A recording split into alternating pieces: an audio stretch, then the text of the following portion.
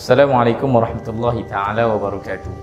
Ayat yang saya nak kongsikan pada kali ini adalah satu ayat daripada surah yang kita ulang banyak kali dalam seharian hidup kita, iaitu daripada surah Al-Fatihah. Dan saya yakin tuan-tuan termasuk saya sendiri memang kerap kita baca ayat ini. Sebab itulah penting untuk kita melihat maknanya. Kerana rugilah orang yang membaca sesuatu itu berulang kali tetapi tidak dapat menghayati makna yang sangat besar terkandung dalam ayat ini. Saya ambil ayat kedua. Selepas Bismillahirrahmanirrahim, Alhamdulillahirabbil alamin. Perkataan alhamdu di ayat ini adalah sangat istimewa kerana dia berbeza dengan perkataan yang mungkin kita lebih kenal, iaitu asyukru. Sebagai seorang Muslim, kita selalu dididik untuk bersyukur kepada Allah Ta'ala. Tetapi perkataan syukur dan alhamdu ini, asyukru dan alhamdu, dua perkataan yang membawa makna dan implikasi yang berbeza. Kerana ketika awal kita buka Quran, dan kita semua tentu sekali surah pertama yang kita temui dalam kehidupan kita ini sejak kecil adalah surah Al-Fatihah. Dan kita mulakan bacaan kita Bismillahirrahmanirrahim, Alhamdulillahi Rabbil Alamin. Alhamdu adalah satu perkataan yang melambangkan hubungan kita dengan Allah Ta'ala. Interaksi kita dengan Allah Ta'ala adalah dalam rangka alhamdu. Apa beza alhamdu dengan asyukur? Alhamdu ni kita terjemahkan sebagai puja. Asyukur kita terjemahkan sebagai thank you, terima kasih. Apa beza thank you dengan puja? Apa beza asyukru dengan alhamdu? Baik, cuba kita bagi satu situasi. Kalau ada orang beri hadiah kepada kita dan kita terima hadiah tersebut, barulah kita sebut kepada dia thank you, terima kasih. Tetapi kalau orang yang tidak beri kita apa-apa, yang tidak memberikan kepada kita hadiah ataupun apa sahaja pemberian, kita tak sebut kepada dia thank you. Kita hanya akan sebut satu penghargaan kepada dia jika kita nak puja dia, jika kita nak puji dia. Itu berbeza sebenarnya dengan asyukru. Dengan Allah Ta'ala hubungan kita adalah alhamdu. Apa kesannya? Kesannya adalah kalau kita berurusan dengan Allah dalam rangka asyukru saja, nanti kalau Allah beri kepada kita nikmat sahaja, barulah kita akan thank you, kan? Dan bila Allah beri ujian sebagaimana yang hari ini kita hadapi, COVID-19, mungkin kita kalau dalam kerangka thank you tadi, kita pun tak tahu nak sebut apa sekarang ni.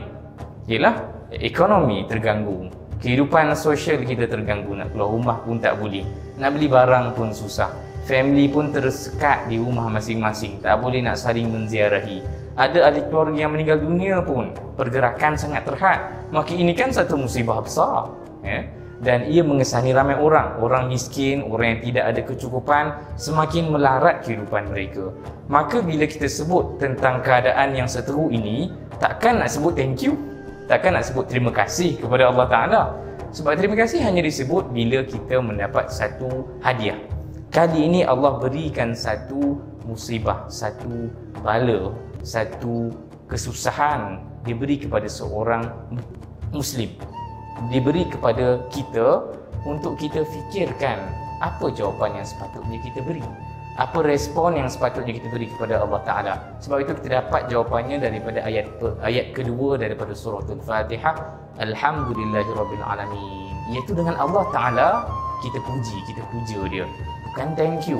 Thank you itu mungkin yang bila dalam situasi yang berbeza, tapi dalam semua situasi kebaikan, keburukan ke Allah beri kepada kita adalah puji dan puja Allah Ta'ala, Alhamdulillahirabbil alamin.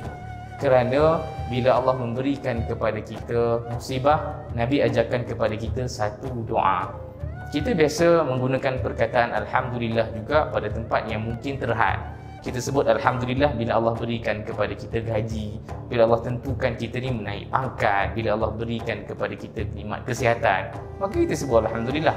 Tapi kita terlupa untuk sebut Alhamdulillah pada situasi yang satu lagi, iaitu bila Allah beri kepada kita satu kesusahan. Nabi ajar kepada kita satu doa, Alhamdulillahi ala kulli syai'. Ucaplah Alhamdulillah, ucaplah puji dan puja kepada Allah Ta'ala dalam setiap sesuatu. Maka musibah ke, kurniaan ke, hadiah ke, kesusahan ke, Alhamdulillah adalah satu perkataan yang melambangkan interaksi kita, hubungan kita dengan Allah Ta'ala. Puji dan pujalah Allah Ta'ala. Kenapa? Sebab tak semestinya satu musibah itu datang ialah bila manusia, bila makhluk buat kejahatan kepada kita, kita tahulah dia satu kejahatan dan kita tak suka.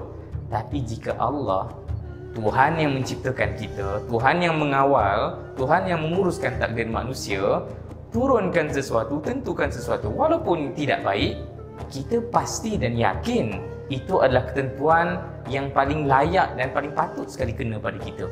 Mungkin tuan-tuan kalau menerima satu musibah seperti tiket flight MH370 dan MH17, mungkin tuan-tuan akan faham betapa musibah yang ditimpakan kepada kita itu, iaitu terlepas flight yang namanya MH370, MH17, barulah kita faham, rupanya terlepas flight ini adalah satu nikmat. Kerana Allah melepaskan kita daripada bencana yang kita semua tahu, masyhur dalam sejarah hitam negara ini. Bagaimana kedua-dua kapal terbang itu akhirnya salah satunya hancur, salah satunya tidak ditemui, dan kita tahu nasib kesemua penumpangnya adalah ditakdirkan Allah Ta'ala meninggal dunia. Maka itu satu musibah. Tetapi siapa yang mendapat musibah pertama, iaitu terlepas flight, itu adalah satu nikmat kepada dia. Wallahu a'lam.